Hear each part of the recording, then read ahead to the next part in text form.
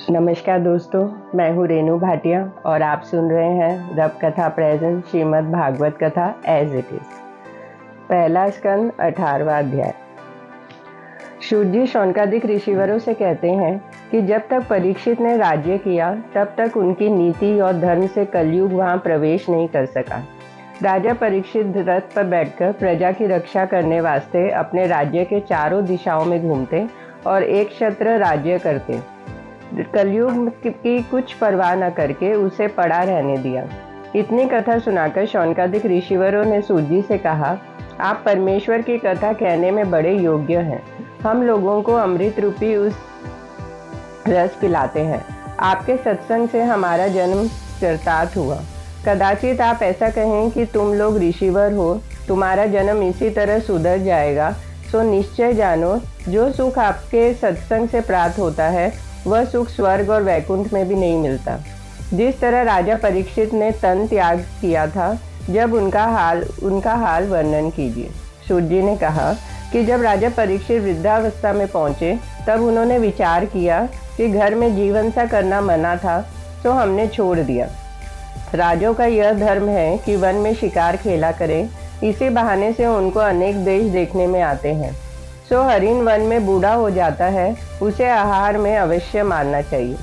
सदा से राजा लोग ऐसा करते हैं। यह बात विचार कर एक दिन राजा ने वन में जाकर बहुत से जीवों का आहार में मारा। फिर एक हरिण के पीछे जो घायल होकर भागा था, मध्याह्न के समय अपना घोड़ा दौड़ाया और वह अपने साथियों से अलग हो गए। जब राजा को गर्मी के कारण बहुत प्यास मालूम हुआ और पानी ढूंढने के वास्ते चारों तरफ फिरने लगे, तब उस जगह भिंडी ऋषिवर की कुटीर दिखाई दी। वह ऋषिवर बड़े योग्य महात्मा थे, सदा वन में रहते थे। जो दूध बछड़े के पीते समय गऊ के थन से टपकता था, उसे पीकर परमेश्वर का भजन करते थे। राजा ने कुटीर को देखते ही वहां जाकर ऋषिवर से कहा, मैं राजा परीक्षित, अभिमन्यु का पुत्र, बहुत प्यासा हूँ, दया करके थोड़ा पानी मुझे पिलाओ।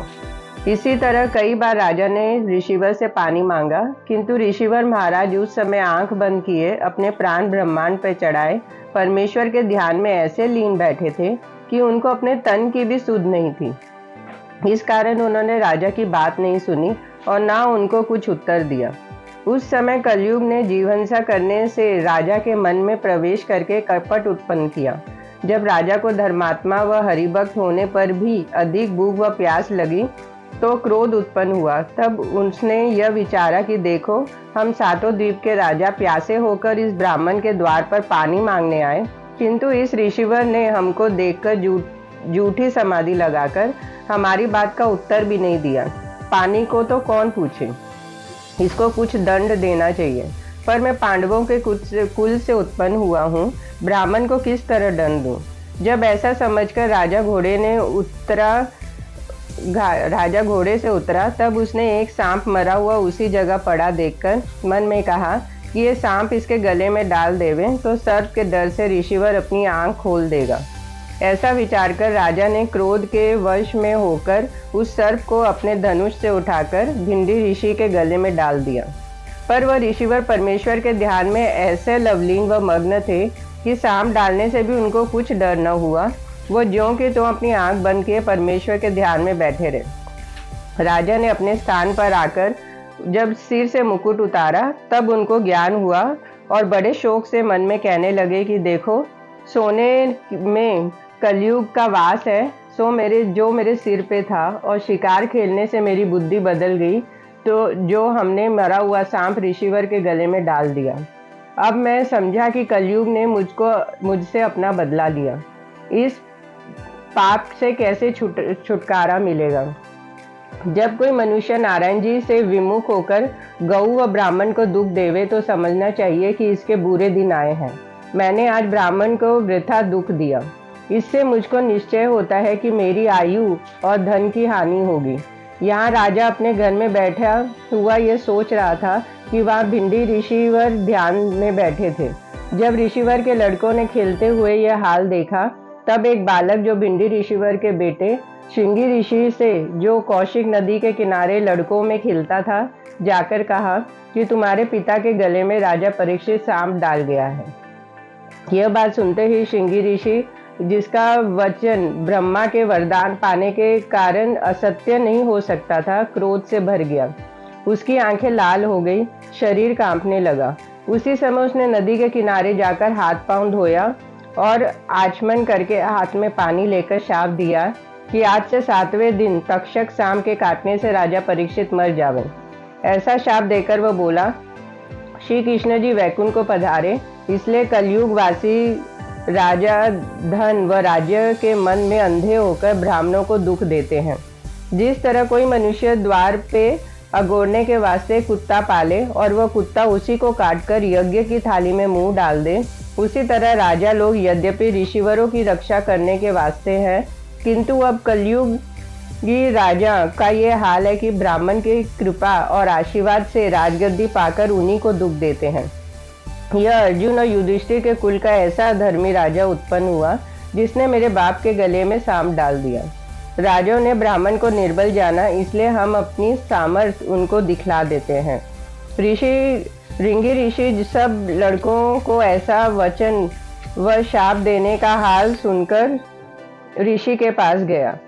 जब अपने पिता को परमेश्वर के ध्यान में लीन और मरा हुआ सांप उनके गले में पड़ा देखा, तब सांप गले से निकालकर रोने लगा और पिता का नाम लेकर पुकारा। उसका शब्द सुनते ही भिंडी ऋषि ने समाधि छोड़कर अपने बेटे से पूछा, तू किस वास्ते रोता है? श्रृंगी ऋषि ने कहा कि राजा परीक्षित तुम्हारे गले में सांप डाल गया, इसलिए मैं रोता हूँ। यह बात सुनकर भिंडी ऋषि ने पूछा कि हे बेटा, तूने राजा को कोई शाप तो नहीं दिया?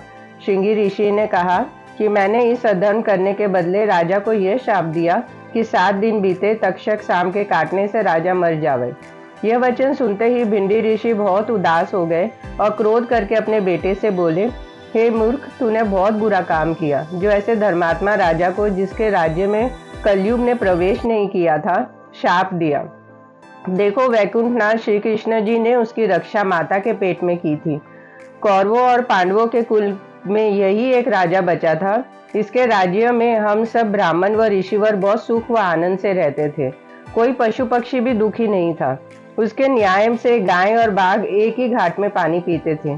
तूने थोड़े अपराध से उनको बहुत दंड दिया, उसका अवगुण लिया और गुण को छोड़ दिया। परीक्षित के मरने के उपरांत अधर्मी राजा होंगे और उनके राज्य में कलयुग अपना प्रवेश करके मनुष्य से पाप कराएगा। देखो, राजा मेरे स्थान पे आया और मुझे उसका भोजन देके सम्मान करना उचित था। यह बड़ी लज्जा की बात हुई कि मैंने एक लोटा पानी भी उन्हें नहीं पिलाया और तूने ऐसा शाप वैष्णव राजा को देके श्री कृष्ण जी का अपराध किया। राजा के मरने के उपरांत संसार में सब लोग वर्ण संकर हो जाएंगे। इस पाप की जड़ तू हुआ। साधु संत का यह धर्म है कि गुण को लेते हैं और अवगुण की तरफ नहीं देखते। भिंडी ऋषि ने यह बात अपने पुत्र से कहकर परमेश्वर का ध्यान करके उनसे विनय किया कि हे वैकुंठनाथ, मेरे अज्ञानी बालक से बड़ा पाप हुआ, इसका अपराध क्षमा करो। जो राजा गौ और ब्राह्मण की रक्षा करता है और उसके मारने का पाप 10 ब्राह्मणों के समान के बराबर होता है, और राजा के बिना देश में चोर पापी बहुत उत्पन्न होते हैं। जिससे राजा को मारा, उसने चोर व अधर्मियों को बढ़ाया। भिंडी ऋषि ने ध्यान में परमेश्वर से ऐसा कहा और मन में विचारा कि राजा को इस पाप का हाल बतला देना चाहिए, जिससे वह अपने परलोक का यत्न करें। यह बात सुनकर संसारी लोग श्रृंगी ऋषि को बुरा तो कहेंगे, पर ऐसे धर्मात्मा राजा की मुक्ति बनाने के वास्ते उसको जता देना चाहिए। ऐसा विचार कर भिंडी ऋषि ने कुरमुग नाम अपने शिष्य को बुलाकर कहा कि तू राजा के पास जा और अपनी तरफ से आशीर्वाद देकर कह दे कि श्रृंगी ऋषि ने तुमको इस तरह शाप दिया है, इसलिए तुम्हारा अकाल मृत्यु होगी, सो तुम सावधान होकर अपनी मुक्ति का उपाय करो। इतनी कथा सुनाकर सूत जी ने ऋषिवरों से कहा कि देखो, जो राजा परीक्षित अश्वत्थामा के ब्रह्मास्त्र से बचा, जिसने धर्म और पृथ्वी की रक्षा करके कलयुग को अपने अधीन किया, वही राजा एक ब्राह्मण के शाप से मर गया। ऐसा महात्म्य ब्राह्मणों का है। परीक्षित के मरने के उपरांत कलयुग ने सब जगह अपना प्रवेश कर लिया। राजा परीक्षित ने कलयुग का गुण समझकर उसे नहीं मारा था। उन्होंने अवगुण की तरफ ध्यान नहीं दिया। जो लोग धर्मात्मा और हरिभक्त होते हैं वे गुण को ही देखते हैं, अवगुण की तरफ नहीं देखते। इंद्रलोक, स्वर्ग, वैकुंठ और संसार में सत्संग के बराबर कोई सुख नहीं होता और परमेश्वर का भेद व चरित्र ब्रह्मा व महादेव आदि देवता भी नहीं जान सकते। दूसरे का क्या सामर्थ्य है जो जान सके। यह बात सुनकर शौनकादिक ऋषिवरों ने बहुत स्तुति करने के उपरांत उनसे कहा कि आप धन्य है जो परमेश्वर का चरित्र व अमृत रूपी कथा हम लोगों को कानों की राह पिलाकर कृतार्थ करते हैं। यह बात सुनकर सूत जी बोले, आज हमारा जन्म लेना सफल हुआ जो आप ऐसे ऋषिवर व मुनीश्वर मेरी बड़ाई करते हैं। हमारा जन्म ब्राह्मण व शूद्र से मिलकर हुआ था, सो आप लोग जैसे महात्माओं की संगति करने से मेरा सब शोक दूर हो गया। जो कोई मनुष्य तन पाकर परमेश्वर की कथा सुने व उनके नाम का स्मरण व भजन करे, संसार में उसी का जन्म लेना सफल है। देखो, जिन चरणों का धोवन श्री गंगा जी तीनों लोकों के जीवों को तारती हैं, जो उन चरणों की भक्ति से त्रिभुवन पति का नाम लेवे और उनकी कथा सुने, उसकी बड़ाई कौन कर सकता है। मनुष्य जितनी देर तक परमेश्वर की कथा सुनकर नाम स्मरण करते हैं, उनका हाल उनके आयुर्बल में क्षीण नहीं होता। मेरे क्या सामर्थ्य है जो परमेश्वर के गुण का वर्णन कर सकूं। जिस तरह पक्षी आकाश में अपने पराक्रम भर उड़कर आकाश का अंत नहीं पा सकता, उसी तरह ब्रह्मा और महादेव आदि देवता और ऋषिवर लोग अपने ज्ञान व सामर्थ्य भर परमेश्वर का ध्यान व स्मरण करते हैं, पर उनका अंत कोई नहीं जान सकता। 19वां अध्याय। सूत जी ने शौनकादिक ऋषिवरों से कहा, जिस समय राजा परीक्षित अहेर से आकर अपने धर्म का विचार करके चिंता में बैठे हुए मन में कहते थे कि मेरे पीछे जो राजा होंगे वह मेरे अधर्म का हाल सुनकर ऋषिवर व ब्राह्मणों का अनादर करने से नहीं डरेंगे, सो इस पाप के बदले वह ब्राह्मण यदि मुझे शाप देते या मेरे प्राण निकल जाते तो मुझे कुछ हानि होती, तो दूसरे राज्य किसी ब्राह्मण व ऋषिवर को दुख न देते। उसी समय कुर्मुक नामक भिंडी ऋषि के चेले ने वहां पहुंचकर कहा, हे राजन, भिंडी ऋषिवर ने आशीर्वाद देकर आपको कहा है कि मैं आपके आने के समय परमेश्वर के ध्यान में ऐसा मग्न था कि मुझे आपके आने व पानी मांगने की कुछ सुधि नहीं हुई और आपने क्रोध करके मेरे गले में मरा हुआ सांप डाल दिया। सो मैं इससे बुरा न मनाकर आपको पानी न पिलाने से बहुत लज्जित हूँ, परंतु श्रृंगी ऋषि मेरे बेटे ने अपने अज्ञान से आपको शाप दिया है कि 7 दिन में आप तक्षक सांप के काटने से मर जाएंगे। इसलिए आप अपनी मुक्ति बनाने का उपाय कीजिए, जिससे कर्म की फांसी से छूट जाए। राजा ने यह बात सुनकर बहुत प्रसन्न होकर वह हाथ जोड़कर उस चेले से बोला, श्रृंगी ऋषि ने मेरे ऊपर बड़ी कृपा की जो मुझे शाप देकर इस माया रूपी समुद्र से, जिसमें हम काम व क्रोध के वश में होकर डूबे रहे थे, बाहर निकाला। मुझको इतने दिनों में आज तक इस बात का ध्यान नहीं हुआ कि माया मोह से विरक्त होकर परमेश्वर का भजन व स्मरण करूं, पर अब इस शाप के डर से मेरा मन विरक्त हो गया।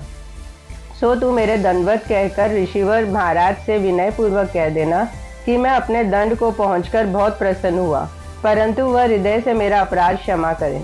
राजा ने यह बात उस चेले से कहकर उसको बहुत सा द्रव्य व रत्नाधिक दक्षिणा देकर विदा किया। पर एक बात का खेद राजा को हुआ कि इस अधर्म के बदले उचित था कि तुरंत मेरे प्राण निकल जाते। 7 दिन तक जीकर इस पापी तन को रखने का क्या प्रयोजन था। इसलिए उचित है कि 7 दिन जो मेरे मरने के हैं, इस पापी तन को अन्न जल न दूं, क्योंकि जिस शरीर में परमेश्वर का भजन व स्मरण न होवे वह तन किसी काम का नहीं होता। ऐसा विचार कर राजा ने मन में सोचा कि अब स्त्री, पुत्र, राज्य व धन का मोह छोड़कर परमेश्वर के ध्यान में लीन होना चाहिए। इतने दिन संसारी मोह माया में वृथा बीत गए और मेरा मन विरक्त नहीं हुआ। जब मैं 7वें दिन तक्षक सांप के काटने से मर जाऊंगा, तब यह राज्य और धन मेरा साथ छोड़ देगा। इसलिए उचित है कि मैं पहले से ही इसका मोह छोड़ दूं और गंगा के किनारे, जो तीनों लोगों को तारती है, 7 दिन परमेश्वर का भजन व ध्यान करके अपनी मुक्ति बनाऊं। संसार में जिसने जन्म लिया है वह एक दिन अवश्य मरेगा। इंद्रादिक देवता भी अमर नहीं रहते। संसार में जैसा कर्म मनुष्य करता है, वैसा दुख व सुख भोग कर 84 लाख योनि में जन्म पाता है। तो हम इस 7 दिन में ऐसा कर्म करें जिससे आवागमन से छूट जावे और भव सागर पार उतर जावे। राजा ने यह बात विचार कर अपने बड़े बेटा जन्मेजय को जो 14 वर्ष का था, राजगद्दी पर बिठाया और राजकाज का काम मंत्रियों को सौंपकर जन्मेजय से कहा, बेटा गऊ और ब्राह्मण की रक्षा करना, प्रजा को सुख देना। ऐसा कहकर राजा ने अपना मन विरक्त करके राजसी भूषण वो वस्त्र अंग से उतार डाला और एक कौपिक पहनकर गंगा के किनारे चले गए। उस समय राजा ने बहुत सा द्रव्य ब्राह्मण को देकर राज्य व परिवार का मुंह इस तरह छोड़ दिया जैसे वो बांध करके उसकी तरफ आंख उठाकर नहीं देखता। यह हाल सुनकर सब रानियों और नगर की में स्त्रियां व पुरुष रोते हुए राजा के पीछे गंगा के किनारे पहुंचे। रानियों ने कहा कि हे महाराज, तुम्हारा वियोग का दुख हम लोगों से नहीं उठाया जाएगा। राजा उन्हें विकल देखते हुए बोले, स्त्री को चाहिए कि जिस बात में अपने पति का धर्म रहे वह काम करे, उनके धर्म में विघ्न न डाले। यह बात कहकर सबको विदा कर दिया और किसी की तरफ आंख उठाकर नहीं देखा। हरिद्वार में गंगा के किनारे जाकर स्नान करके कुशासन पर उत्तर मुंह बैठकर मन में ऐसा संकल्प किया कि 7 दिन हमारी आयु, इस 7 दिन तक कुछ अंजल न करूंगा। राजा का यह हाल जिसने भी सुना वह बिना रोए नहीं रहा। राजा श्री कृष्ण जी के चरणों का ध्यान धरकर विचारने लगा कि यह 7 दिन हरि चर्चा और सत्संग में व्यतीत हो तो बहुत अच्छा है। राजा के शाप पाने और विरक्त होने का हाल ऋषिवर व मुनीश्वर लोग सुनकर उदास हो गए। अत्रि, वशिष्ठ, च्यवन, अरिष्ट, नेमि, भृगि, अंगिरा, पराशर, परशुराम, मेघातिथि, धवल, पिपलायन, भरद्वाज, गौतम, मैत्रेय, अगस्त्य, वेदव्यास, नारद, विश्वामित्र, कात्यायन, कामदेव, जमदाग्नि आदि बहुत से ऋषिवर व महात्मा लोग राजा परीक्षित को धर्मात्मा समझकर गंगा के किनारे भेंट करने के वास्ते आए। राजा ने उनको देखते ही दंडवत व पूजा करके बड़े आदर भाव से सबको आसन देकर बिठाया और बोले, महाराज, मरते समय आप लोगों में से एक महात्मा का भी दर्शन जिसको प्राप्त हो वह आवागमन से छूटकर भवसागर पार उतर जावे, सो मेरा बड़ा भाग्य है। मरते समय लोगों ने जिस तरह कृपा व दया करके मुझे दर्शन दिए, उसी तरह दयालु होकर 7 दिन तक यहाँ रहिए। आपके रहने से मेरा मन संसारी मोह माया में न आएगा। आप लोगों के सत्संग से 8 पहर परब्रह्म परमेश्वर का नाम की चर्चा बनी रहेगी। आप लोग कृपा करके मेरे भले के वास्ते यहाँ आए हैं और कुछ इच्छा व परवाह न रखते, सो दया व कृपा करके कोई ऐसा उपाय बतलाइए कि इन 7 दिन में हम वह उपाय करके आवागमन से छूट जावें। उन ऋषिवरों में से एक ने कहा कि तीर्थ स्नान करना बड़ा पुण्य है। दूसरे ऋषिवर बोले कि ब्राह्मण लोग इकट्ठे हुए हैं, यज्ञ करो जिससे तुम्हारे सब पाप छूट जाए। तीसरे ऋषिवर ने बतलाया कि जो कुछ तुम्हारे यहाँ द्रव्य हो उसे ब्राह्मण को दान कर दो, दान करने से उत्तम कोई दूसरा धर्म नहीं है। चौथे ऋषिवर ने कहा कि देवता का पूजन व मंत्र का जप करने से सब पाप मिट जाते हैं। इसी तरह सब ऋषिवरों ने अपने अपने ज्ञान पर्यंत राजा को बतलाया, परंतु कोई बात पक्की नहीं ठहरी कि कौन सा काम करना चाहिए। तब राजा ने कहा कि आप लोगों ने जो विचार किया सो सब उत्तम है, पर मैं इन सब बातों की सामग्री इकट्ठी करने को बहुत दिन चाहिए और मेरे मरने के केवल 7 दिन बाकी हैं। कोई ऐसा उपाय बतलाइए जो इसी 7 दिन में पूर्ण हो सके। इस बात पर सब महात्मा लोग विचार करने लगे। इतनी कथा सुनाकर सूत जी ने कहा कि हे ऋषिवरों, जिस समय नारद जी शाप देने का हाल सुनकर राजा परीक्षित के पास गंगा किनारे जाते हैं, उस समय राह में सुखदेव जी से भेंट हुई। सुखदेव जी ने नारद मुनि से पूछा कि आप कहाँ जाते हैं। नारद मुनि ने अपने जाने और राजा परीक्षित के शाप देने का हाल सुनाकर कहा, महाराज, जो मुनि और ऋषिवर राजा के पास गए थे वह लोग राजा को मुक्ति होने का उत्तम राह न बतलाकर कोई ऋषि यज्ञ, कोई तप, कोई दानादिक धर्म करने के वास्ते कहेंगे, पर इन थोड़े दिनों में राजा परीक्षित इस काम को करके भवसागर पार नहीं उतर सकता। इसलिए आप वहां जाकर राजा को श्रीमद् भगवत गुण सुना के भवसागर पार उतार दीजिए। यह बात सुनकर सुखदेव जी ने पहले वहां जाना अंगीकार नहीं किया। तब नारद जी ने उनको यह इतिहास सुनाया कि महाराज, चलते समय मैंने रास्ते में क्या देखा कि एक मनुष्य आंख वाला कुएं पर बैठा था। उस समय एक अंधा राह भूलकर वहां चला आया और उस कुएं में गिरकर मर गया। उस आंख वाले मनुष्य ने के अंधे को देखकर भी कुएं की तरफ जाने से मना नहीं किया। सो उस देश के राजा ने यह हाल सुनकर उस आंख वाले को बहुत दंड देकर कहा, तेरी आंख थी, तूने अंधे को कुएं की तरफ जाने से क्यों नहीं रोका? सो आप बतलाइए, उस आंख वाले ने उचित किया या अनुचित? यह इतिहास सुनकर सुखदेव जी बोले, हे नारद मुनि, उस आंख वाले ने बड़ा अधर्म किया और दंड देने योग्य काम किया। उसके देखते ही अंधा कुएं में गिरकर मर गया, इसलिए उस पाप का भागी हुआ। तब नारद जी फिर बोले, हे सुखदेव महाराज, देखो राजा परीक्षित अपनी मुक्ति पाने का रास्ता नहीं जानता और आप भगवत भजन करने के प्रताप से सब राह जानते हैं। कदाचित उसको रास्ता नहीं दिखलाओगे तो उसके नरक जाने का पाप किसको होगा? और तीनों लोकों के राजा जो ईश्वर हैं, वह तुमको उस पाप के बदले दंड देंगे या नहीं? यह बात सुनकर सुखदेव जी लाचार हुए और राजा के पास जाकर अंगीकार करके नारद जी से बोले, आप चले, मैं भी पीछे आता हूँ।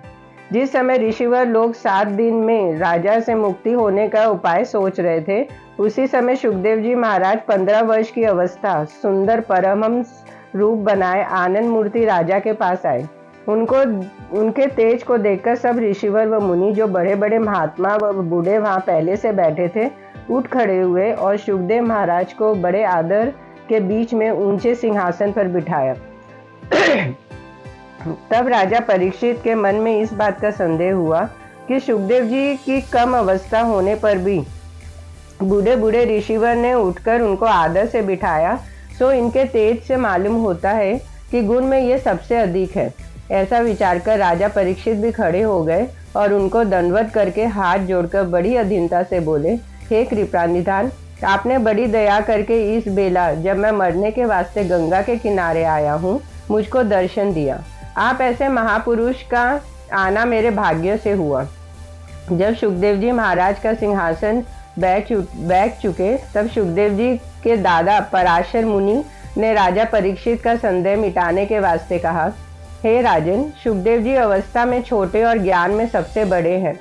जितने बड़े बड़े ऋषिवरों और मुनियों का तुम यहाँ देखते हो, सबको ज्ञान में इनसे छोटा समझना चाहिए। इस वास्ते हम लोगों ने उठकर इनका आदर किया। यह तारन तरन है। जब से इन्होंने जन्म लिया है, तब से विरक्त मन दिन भर रात परमेश्वर का ध्यान में लीन रहकर श्याम सुंदर का गणोनुवाद करते हैं। हे राजन, तेरा कोई बड़ा पुण्य उदय हुआ जो इस समय वे यहाँ आए। सब कर्मों में जो उत्तम कर्म भवसागर पार उतारने के वास्ते होगा, वह कर्म ये बताएंगे, जिससे तुम आवागमन से छूट जाओगे। इतनी कथा सुनाकर शिव जी ने शौनकादिक ऋषिवरों से कहा कि तुमने जो पूछा था कि सुखदेव जी को राजा परीक्षित ने किस तरह पहचाना, उसका हाल तुमसे वर्णन किया। राजा परीक्षित सुखदेव जी का हाल पराशर मुनि के मुख से सुनकर बहुत प्रसन्न हुए और सुखदेव जी के चरण धोकर विधि पूर्वक पूजन करके हाथ जोड़कर बोले, महाराज, आप विरक्त रूप है, संसार से कुछ प्रयोजन नहीं रखते। श्री कृष्ण जी महाराज ने मुझको पांडवों के वंश में समझकर आपके मन में दया उत्पन्न कर दिया, जो आप कृपा करके मुझे भवसागर पार उतारने के वास्ते यहाँ आए और आपके दर्शन से मैं कृतार्थ हुआ। जो कोई आपके चरण छुए वह मुक्ति पदवी पा सकता है, सो मैं दीन होकर आपसे विनय करता हूँ। देवताओं की आयु का प्रमाण है कि इतने दिनों में मरेंगे, और इस कलयुग में मनुष्य की आयुर्बल का ठिकाना नहीं है कि वह कब मरेगा। श्रृंगी ऋषि के शाप देने से अब मेरे मरने में 7 दिन और बाकी रहे। आप अपने मन के मालिक हैं, आपके ऊपर किसी का वश नहीं चलता, जो आपकी इच्छा के बिना आपको एक क्षण भी रखे। इसलिए मैं जल्दी करके आपसे पूछता हूँ कि मुझे भवसागर पार उतरने के वास्ते इस 7 दिन में क्या करना चाहिए। स्त्री पुत्र के मोह में फंसे रहने का कारण मैंने कभी मन में इस बात का विचार नहीं किया कि अंत समय में क्या होगा। जिस तरह कसाई बहुत सी बकरियां अपने यहाँ रखकर उनमें से नित्य 1-2 बकरी मारता है, किंतु दूसरी बकरियों को कभी इस बात का डर नहीं होता कि हमारा भी एक दिन यही गति होगी। वह बड़े हर्ष से प्रतिदिन दाना व घास व पानी खाती पीती हैं। उसी तरह हम संसारी लोग सदा माता पिता, भ्राता व पुत्र का मरना आंख से देखकर भी कुछ नहीं डरते कि हमको भी एक दिन मरना होगा। अधर्म छोड़कर परमेश्वर का भजन करें। यह सब हाल देखते हुए भी अपने मन को स्त्री, पुत्र आदि झूठे व्यवहार और मोह माया में फंसाए रहते हैं। अब नारायण जी ने मेरे ऊपर कृपा करके मुझे मोह माया की नींद से जगाया और मेरा मन विरक्त हुआ। जिस तरह शास्त्र का वचन है कि कदाचित कोई मनुष्य कार्तिक के अंत में 5 दिन गंगा स्नान करे और उसे महीने भर नहाने का पुण्य प्राप्त होता है, उसी तरह आप कोई ऐसा उपाय बतलावे कि इन 7 दिन में जो मेरे मरने के हैं तुरंत गुण करें। जब मनुष्य मरने के निकट पहुंचे तब उसको अपनी मुक्ति हेतु क्या उपाय करना चाहिए, क्योंकि मरते समय गले में कफ इकट्ठा होने से हरि नाम का उच्चारण नहीं हो सकता और यमदूतों के दर से मलमूत्र निकल जाता है। इसलिए आपसे विनय है कि ऐसा धर्म बतलाइए जिसमें जल्दी मुक्ति हो। दूसरे ऋषिवरों ने जो कुछ दान व यज्ञादिक उपाय बतलाया था वह भी सुखदेव जी से कह दिया।